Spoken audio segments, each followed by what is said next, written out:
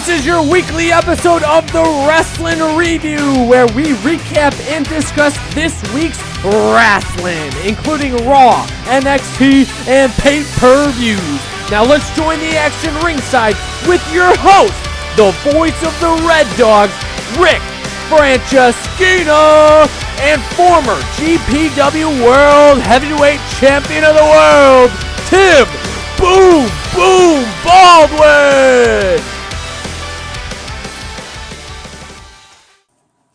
So, welcome to the review, everybody. All three of you. Thank you guys for your constant support. So last week we did not have a review, unfortunately, but due to the circumstances that were presented to us because of Seth Rollins' injury, there was a tournament. There was a monkey wrench and everything. Yeah, there was a tournament. So we are going to focus on the tournament, moving into Survivor Series, which is happening tomorrow. This Sunday. Yes, this Sunday. So start off, Rick. What happened? So Seth Rollins goes down, and they're like, all right, let's make it into a tournament. So they come out with this bracket of 16 superstars to win the WWE World Heavyweight Championship at Survivor Series. Now, I don't know how you felt about this, Tim, but as soon as I saw the 16 wrestlers and the matches they were facing, you could pretty much guess who was going to make it each round. Yeah, there was only one real upset, I'd say. Everyone else I knew. Yeah, I mean, pretty much. So we're going to go through the breaker right now. So the first match in the first round was Roman Reigns versus The Big Show. We've never seen that match I before. wonder who wins that one. So obviously Roman Reigns moves on. The next match is Cesaro versus Sheamus. Now, this one could have gone either way, but Yeah. I think they were...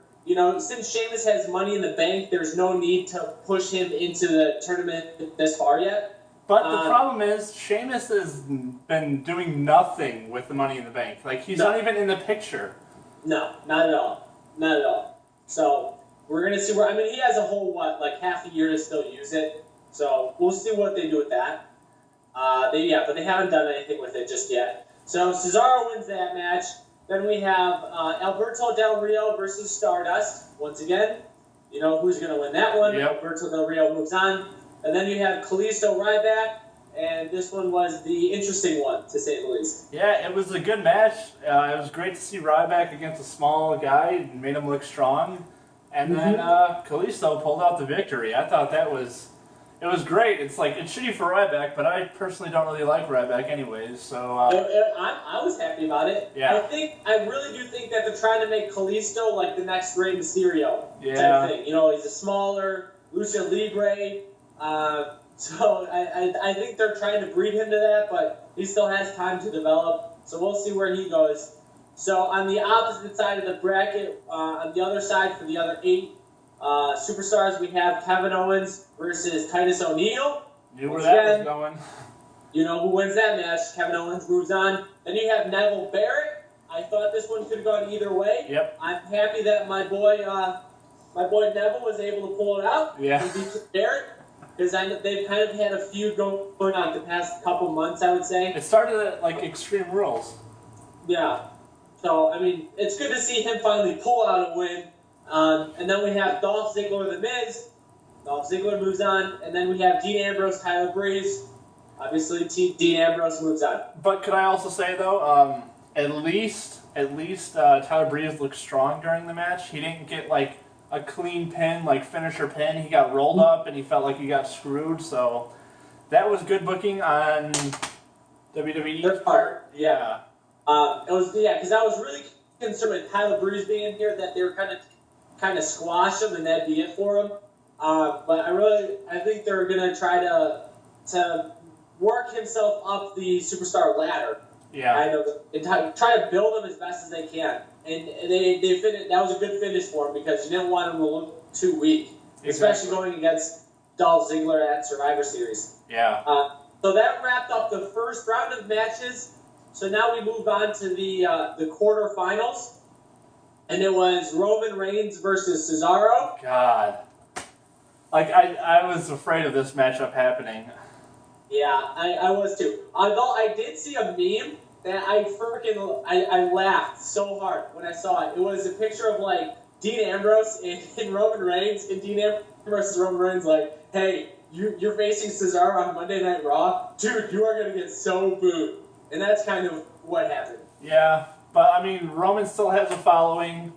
It's like us smarks that love Cesaro, the IWC loves Cesaro. So much. Well, I think we're at the point now where I think Cesaro knows that he's not really like he can't do anything himself. It's kind of like it has to be a Daniel Bryan movement to get Cesaro up to the next level. Like, cause like the moves he's like doing now. He did like a cartwheel off the top rope. Yeah. He's amazing in the ring, but like, as someone put it on Reddit Squared Circle, he's not comfortable when he's outside of the ring. He's very like awkward, but when he's inside of the ring, he's got so much charisma and everything. It's just outside, it just turns weird. So. Well, I love Cesaro. I really do. And like that, but that's his character. Like that's who he is. He's not the greatest, mic'sman or anything like that. He just goes in and he performs. Now I could really like care less what the heck he says as long as he goes in the match and he does basically go like, oh my gosh, that was insane. Like doing the cartwheel off the top rope. Like that's what I love. I think a lot of people pointed this out. Tyson Kidd might not be wrestling anymore. But what if he was the mouthpiece for Cesaro? You would see so much chemistry between them. You would pull out all that charisma out of Cesaro with Tyson Kidd there. Interesting. Yeah. He was like Tyson Kidd is his Paul Heyman kind of. Yeah. Thing. Interesting. So I don't know. Maybe that would give him the push, but we'll see. We'll see in time. Interesting. Well, so Roman Reigns Cesaro match, I thought it was really good. Roman Reigns ends up pulling it out. We all knew who was going to win, yeah. Obviously, we knew that was coming. So Roman Reigns beat Cesaro, but Cesaro did look strong. So I'm really happy they did that. Yes. It's not like Roman Reigns dominated him. The whole match, I would say Cesaro was pretty much running the match. Oh yeah. Up until the end. Yeah. And then Roman Reigns pulls it out, and it's Cena 2.0 for the win. Yep. So the next match was Alberto Del Rio and Kalisto. They wrestled on this past Monday Night Raw, and I have to say that might have been one of the worst matches I've seen in a long time. So bad. Oh my gosh. I'm already sick of Del Rio. Like his gimmick, he's just so blah again. Like that's how he was when he left. He was blah, and now he came back, and now he's still meh. Now he's even more. His gimmick is terrible. I don't know if you caught this. I thought this was the funniest thing, like funniest botch of the whole match, was when they're up on the top rope and Del Rio pulls off Kalisto's mask, and then like you see both of them going, oh, and they like for like a good 30 seconds to a minute they're trying to get his mask on because it completely came off. Yeah. I just thought that little part of the match kind of encapsulated the whole thing. It was botchamania. It was pretty bad. But Del Rio ends up pulling that match out and wins. Obviously, once again, kind of predicted that. Like there's no way Kalisto was gonna win that match. Yeah. And even if he did, you think Kalisto's gonna beat Roman Reigns? No. So Del Rio wins that. Then we move on to the other side of the bracket. And we have Kevin Owens Neville, once again. Knew where that was going, but it was a good match. Exactly. You knew where that was going. Kevin Owens pulls it out over Neville because Neville is one of the greatest jobbers the WWE has right now. My boy. So then the next match is Dolph Ziggler, Dean Ambrose. Now, I was expecting a Tyler Breeze interruption somewhere. Didn't really kind of happen. And then Dean Ambrose ends up winning. So, kind of figured that was predicted as well. Yeah, and you know what's funny is, like, the whole tournament for Reigns to get number one contender, that final four-way is the same thing that's, like, happening in the tournament right now, but you switch out Ziggler and Ambrose. So it's like, it's the same freaking thing that we're seeing, but now, like, just redone. Like they couldn't have mixed it up at all, but whatever. So, but I will point out the interesting thing about the whole tournament thing they had going on during the past couple of Raws is they've made it a point that Triple H goes around to each contestant in the tournament and said, "Hey, man, I think you could be the next guy to hold the title. Be the next Seth Rollins." And the only people he has not really talked to is Roman Reigns and Dean Ambrose. Well, if he talked to Roman Reigns at the beginning, he never talked to Ambrose. You're right. Excuse me, you're right. Yeah, that's right. Totally forgot about that intro to Raw like 2 weeks ago. That's how forgetful it is. Yeah. Because Roman Reigns ends up saying, like, no, I'm not going to, that's not me, whatever. He pulled John Cena. He hasn't talked to Dean Ambrose yet. Yeah. So, spoiler alert for Survivor Series. Look for that. Do you want to just... So, yeah, let's just talk about Survivor Series now. So rolling into Survivor Series, they're going to have the 2 semifinal matches, and then they're going to have the championship match in the night. So we're going to get like 3 matches for the title, essentially, at Survivor Series. The game. So right now, the match card for Survivor Series, we're just going to go by each match and kind of predict what we think is going to happen. First off, we have Tyler Breeze and Dolph Ziggler. Now, and I don't know what order they're going to go in. We're just going to go over the matches. We have Tyler Breeze, Dolph Ziggler. Tim, what do you think about that match? I just got to say, my boy Breeze better freaking win. And I know that match is going to be a good match. If they put in their effort, it's going to be a good match. I wouldn't get my hopes up, Tim. You know, WWE, they like to, bring guys in and say, they're going to be the next superstar. And then... Just because your boy is Jobber Extreme... it still hurts me and it always will. But, I would not be surprised if Tyler Breeze loses this match to Dolph Ziggler. I would not be surprised. I think it'll be a good match. I think they're gonna maybe do some big spots in the match, like here and there. Like they'll have some nice, like, whoa, that was cool. But I don't think it's gonna steal the show or anything like that. I think it's more or less kind of gonna be like a time filler. Yeah, well, we'll see. I'm holding out faith for WWE to do this right. We'll find out. Yeah, I mean, he deserves it. Being in developmental for 5 years, never getting the call up, but also putting on great matches. Yeah.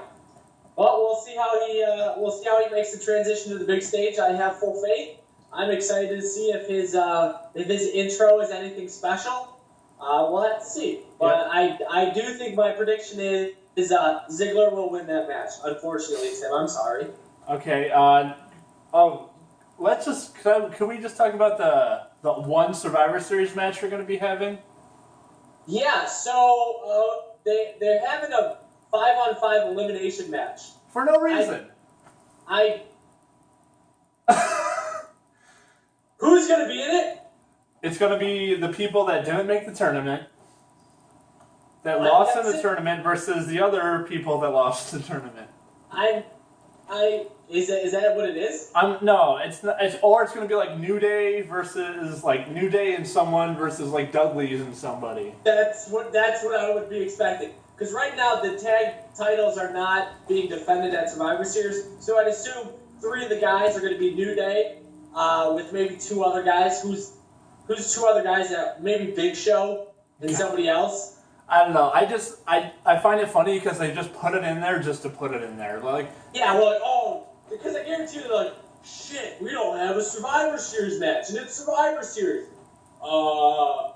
We'll just throw in a random match with a bunch of random guys. It's stupid because, the Deadly Games or ever Survivor Series, when The Rock turned, there was no traditional Survivor Series match. It was all the tournament. So, why couldn't they actually put, the tag team titles on the line or something? Why did they have to do a Survivor Series match? I could be wrong. I don't know if they were trying to set up, the whole Brothers of Destruction thing against the Wyatts, if that was supposed to be kind of like a Survivor Series match. technically it's not, but like It should have been, but I can see why they didn't. Me neither. I think it would be perfect if you put up the two Brothers of Destruction. You got Kane and Undertaker versus the entire White family. I think that would have been a good Survivor Series match. And then you have Bray Wyatt beat the Brothers of Destruction, 4 versus 2, right? The Brothers of Destruction, even though they lose, still look good because it was 4 versus 2.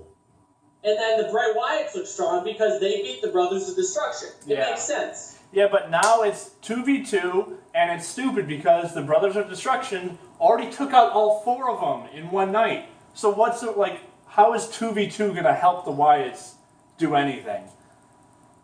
So I'm really WWE creative, Tim. Yeah. WWE creative. I could care less about this match really, and it's really sad because Kane was my favorite wrestler when I was a kid, and I love the Undertaker. And they're just. Yeah, I just don't care about it. Yeah, no. So it's honestly it's a weird booking. It's a really weird booking with just throwing in a Survivor Series match and then having the Brothers of Destruction versus the only 2 of the Wyatts and not even the whole family. It makes sense if you have it 4 versus 2. I get that. I understand it. Hold on. I just thought about this. What if they did make it a 4v4 though? Like, say it's them 2 versus like 2v2, and then the other Wyatts come out, and then like they make an announcement like, oh, if we're gonna do it this way, we're gonna make it a 4v4, and then like fucking like Sting comes out to help them, and someone else comes out, and then it becomes an actual 4. Let's bring out Goldberg. WCW. I'm not gonna lie, that would be pretty freaking cool. Or and granted, I know this is gonna happen, but just like for my own shits and giggles, just thinking about it, wouldn't it be awesome if, like you said, there's like it's 4 versus 1, it's like we need 2 more guys, and like Beer Money comes out like James Storm, that'd be freaking awesome. Like I'd love it. Not gonna happen, but fantasy. It'd be pretty cool. It'd be pretty cool to see. So let's. Then we have the Divas match. Yeah. So Paige versus Charlotte. The whole angle is just so rushed. They should have talked about it before, and we're not even going to get into the controversy of the angle. If you've watched Raw, you know if it's fucked up or not. You could have your own take on it. A lot of people are pissed. I'm just going to say that I don't care about the match. They're just forcing it to be something when it's not. Yeah. It's enough. It's enough of a match and enough of a storyline for Paige to turn on Charlotte, go face to heel. That's enough to carry out the storyline. You don't need to add in all the other stuff. Now, people are upset about it. Okay. To be honest, I could care less. We understand it's wrestling. We know it's not real. It's fake. It's all storyline written out. If they want to go there, okay, it's adding insult to injury to a poor storyline, I think. Yeah. They didn't need it. Put it that way. They didn't need it, and they chose to do it anyway. And I don't know if maybe that's why people are a little bit, irked about it. But yeah, I don't know. Whatever. I don't think they crossed the line. It's wrestling. Take it with a grain of salt. It's not real. Yeah, I know, but when you hear Charlotte's mom was really upset, and then Ric Flair didn't even know, and he was crying about it. That's when it's like, okay, you should have let them know because. Oh, they didn't know about it? No, they didn't know about it. Oh, okay, yeah, that's. Ric Flair was crying about it because he didn't know that was going to happen. Okay, that changes my perspective. And then the problem is. If I was under the assumption that if his family knows about it, then you're good. If they give you the okay, it's fine. But if you don't ask permission and you just say that... Yeah, and then Charlotte's not even in, she has no right to say no to it because she has no say. She hasn't been in the company long enough to say no, so she was probably terrified to say no. Oh, she has no weight. Yeah. She's not, no, I'm not going to do that. And then they're like, okay, then you lose the title. And she's like, I don't really want to lose the title just yet. Exactly. Yeah, no, that's, That leaves a bad taste in your mouth. Yeah, so let's just move on from that mess. And let's act like nothing happens. My prediction, Charlotte wins, because they're not going to have her lose the belt this quick. Yep, okay. That's mine too. So then, finally, the other shitty matches from the entire pay-per-view, we move on to the semifinal matches. Now, I don't know if they're going to do these like back to back to back, or they're going to like space them out. Personally, I think it might be better if they go back to back to back, because then you have the whole storyline of who get the first match and who got the second match. Yeah. We'll see how they do it. Those matches are probably Roman Reigns, Alberto Del Rio, and we have Dean Ambrose versus Kevin Owens. Yeah, those matches are probably going to happen early, to say the least. I would guess so. And then, so my predictions: Roman Reigns wins, and then it's going to be a tough fought battle, but I believe Dean Ambrose is going to come out. I would agree with that. So then for the WWE World Heavyweight Championship, we have Roman Reigns facing his counterpart in Shield, Dean Ambrose. His brother. His brother, Dean Ambrose. I think it's going to be a pretty good match. I think you're going to get Dean Ambrose as a heavy favorite to win this match, or at least from the crowd perspective. Yeah. I think they're going to get really behind Dean Ambrose, because Dean Ambrose hasn't been shoved down your throat like he's going to win every single week for the past couple months. So I think the fans will be behind Dean Ambrose. I think Dean Ambrose will pull it out, but it will be the expense of him going heel. And I think the opposite. Well, I hope for the opposite. You hope what? Roman Reigns goes heel? Yes, I hope if Roman wins, I hope it's for the sake of going heel. I have a feeling that Roman's going to win, even though there's dirt sheets everywhere saying that it's a 70-30% chance that Ambrose is going to win. I also think that could just be WWE, just like, oh, here's this information, take it for what you want. Exactly. By WWE hashtags on Twitter, we have a 70% chance that Ambrose is going to win. Yeah, so... Looking at it, okay, we know someone's going heel. It's going to happen. They need to. They need a top heel. They need to. There's no way that Roman Reigns and Dean Ambrose can both face each other and have them both be faces and have one win the other. Someone's going to go heel. Now, it's more likely Ambrose will, but like you said, Tim, I'm really hoping it would be Roman Reigns. Now I see this as going three different ways, right? So there's Ambrose going heel, which will be not a top heel. He will not be effective as a heel because the crowd will still love him. Yep. If Reigns went heel, he will get nuclear. Like people will like him, but then all the kids would hate him. So he would be more of a top heel than anyone else. Yep. The IWC, us smarks, would actually like Reigns then. Because we know everything. And then the third option is Sheamus cashing in, but I don't see it happening. He wouldn't be a top heel. The only thing I could see is him failing to cash in. Yeah. And then you're wasting a whole year of having a Money in the Bank champ. But they did that already. They have Damien Sandow. Poor Damien Sandow. Got beat with one arm behind Cena's back. Like, really? Poor Damien Sandow. But yeah, no. To be honest, I think they will go with the expected route of Dean Ambrose turns heel, wins the WWE Championship over, Roman Reigns, and Dean Ambrose would kind of be like the next Seth Rollins in a way. But I hope you're right, Tim. I hope Roman Reigns wins the title, but turns heel to do it, because then you know what? For all the smack talk I've talked about Roman Reigns being a terrible, terrible wrestler and terrible entertainer, if he goes heel, I will become a fan of Roman Reigns. Well, I will. His character I feel like he could easily be a heel with his character. Oh yeah, easy. Like the dude that doesn't talk much, that goes out and just beats you up. And just says he's better than you. That's it. With the backing of, say, the Authority or something like that. I think the Authority should just be kaput.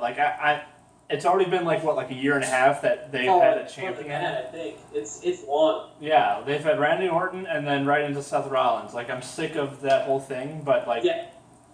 No, I would agree with you. Because here's the thing. I think at the very beginning, I think if Roman Reigns were to be heel, he needs the authority behind him. However, he's good enough as an entertainer and a wrestler to eventually break away and be his own heel. Yeah. Kind of like Randy Orton, you know, when they were in Evolution. You know, like Randy Orton, he was a good heel. He needed that backing at the beginning, and then eventually he, you know, progressed and grew out of it and didn't need it anymore. That's what I think Roman Reigns kind of needs. Yep. But we'll see. Yeah, I can't see Dean being a corporate champion, and I don't see him getting that much heat. No. So if Dean Ambrose were to be heel, depending on how they book the match, he wouldn't be necessarily a heel. He'd be more of like an anti-hero, you know, kind of like a CM Punk. Yeah. Now, I was just trying to think. It's like Vince. Will Vince give up Roman being a babyface, or will he try to push babyface Roman for the rest of his career? That's going to be an interesting. We're going to find out. And we're going to find out this Sunday. That's career suicide for Roman if that happens. Because here's the thing. I truly believe that this pay-per-view is going to dictate whether he will be the next John Cena or he will be like the next Rock kind of thing. Like, he can go either way still. And I think that at this pay-per-view, we're going to find out if he's going to be the next John Cena or if he's going to go off and do his own thing. Because I think if they keep him being the face, he essentially is John Cena's successor. He's going to come in and he's going to do the exact same thing for his entire career. Yep. If he goes the other route and turns and goes heel, he could be more of like The Rock in the sense of The Rock was a heel several times in his career, but he has more versatility in what he can do. Exactly. So we're gonna see. I think for Roman Reigns' career, this Sunday we're gonna decide. We're gonna find out which way he's going. So I think that covers it then.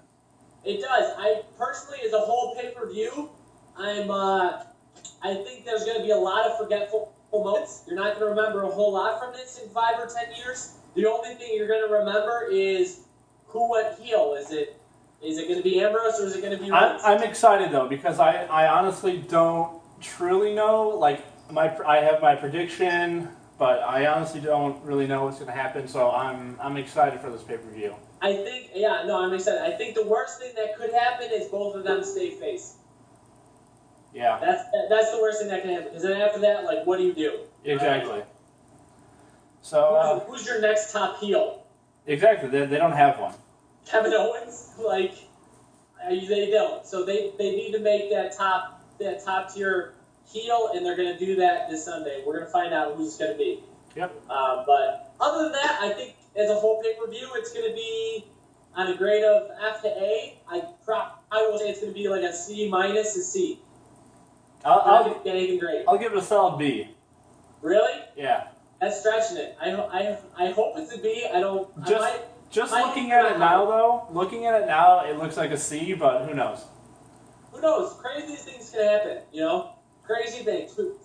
Maybe they signed somebody and we didn't know about it. They kept it really under wraps. We'll find out.